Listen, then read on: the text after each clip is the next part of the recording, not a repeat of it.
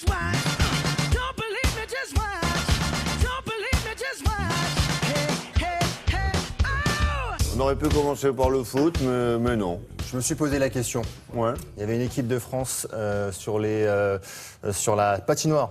C'est du hockey, championnat du monde quand même, avec l'équipe de France qui avait mal entamé sa compétition de défaite, qui s'est bien repris. Première victoire, c'était face à l'Autriche. On regarde tout ça, on a les images. Match crispant, il a fallu attendre le dernier tiers pour voir Damien Fleury débloquer la situation. Vous l'avez vu le palais là ou pas? Oui, c'est souvent ça au hockey, effectivement. Alors là, on a besoin du ralenti pour voir un petit peu ce qui s'est passé. Hop. Ça finit en lucarne quand même. Voilà, ça finit en lucarne. Une ouverture du score qui soulage tout le clan français. Fin de match, les Autrichiens jouent le tout pour égaliser. Le gardien a déserté la cage. Et sur un contre, Laurent Meunier inscrit le dernier but français. Score final 2-0. Une victoire importante, car si la France ne peut plus jouer la médaille, il s'agit désormais de remporter des matchs pour rester dans ce qu'on appelle le groupe mondial, l'élite du hockey. Ah oui. Là, on voit bien quand même sur ce ralenti. Là, on voit bien. Pas très bien. Ah oui. Non mais ils ont l'habitude, il faut prendre des Canadiens, ils ont l'habitude de filmer ça. Oh, l'accent est très très bon. Très très bon.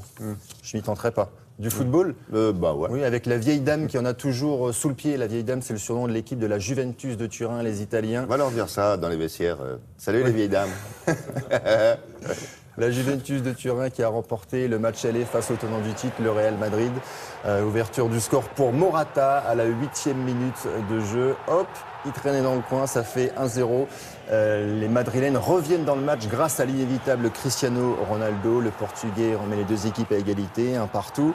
Et en début de seconde mi-temps, faute dans la surface. Et c'est Tevez qui s'occupe du pénalty transformé. 2-1, score final, match retour à Madrid dans une semaine, William. Et ce soir, c'est la deuxième demi-finale, le FC Barcelone qui accueille le Bayern de Munich. Et hier, en conférence de presse, on peut dire que le match a déjà démarré. À gauche de l'écran, regardez l'Allemand Manuel Neuer, gardien du Bayern, qui a déclaré « Face à Lionel Messi, il faut montrer qui est le patron ».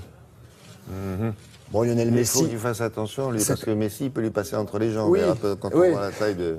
Alors effectivement, Manuel Neuer, c'est peut-être le meilleur gardien du monde, mais c'est le genre de déclaration qui peut un petit peu chatouiller l'ego du meilleur joueur, du meilleur attaquant du monde. D'accord. On verra qui est le patron ce soir. Du tennis, avec le tournoi de Madrid.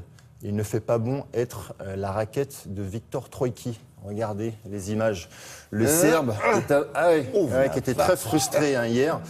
C'était sa deuxième raquette. Quoi, dans le même match? Dans le même match. Alors, il faut dire que Gaël Monfils, en haut de problème l'écran, Gaël Monfils lui a fait tout plein de misère hier. Et regardez notamment cet amorti parfaitement touché. Oh là là. Ah, il est loin. Ah, magnifique. Oui, il est loin. En plus, il le sort en toute décontraction. Regardez, normal. Normal. Voilà mon fils qui va s'imposer sur un score assez sévère, très sévère, même 6-2, 6-0. Voilà, c'est la balle de match au prochain tour. Il affrontera Granollers. Et puis il y a un homme qu'on n'arrête plus, Richard Gasquet, qui a remporté le tournoi d'Estoril la semaine passée. Et hier, le 23e joueur mondial a battu Ivo Karlovic.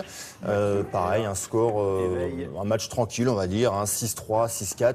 Ce sera peut-être un petit peu plus compliqué au prochain tour face au Tchèque Tomas Berdych, qui est un des tout meilleurs joueurs du circuit.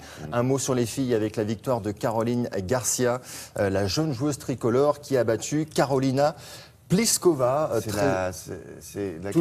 toujours à Madrid, elle est là, avec le bandeau fluo. Un match conclu sur un ace, victoire en 3-7, 6-2, 4-6, 6-1. Et elle a gagné le droit d'affronter Maria Sharapova, la Russe 3e joueuse mondiale. Ça promet. Notre affaire. Et je sens qu'il a quelque chose à dire. Ah non, du tout. Bon. Si ce n'est, il a fini. Merci beaucoup, à plus tard.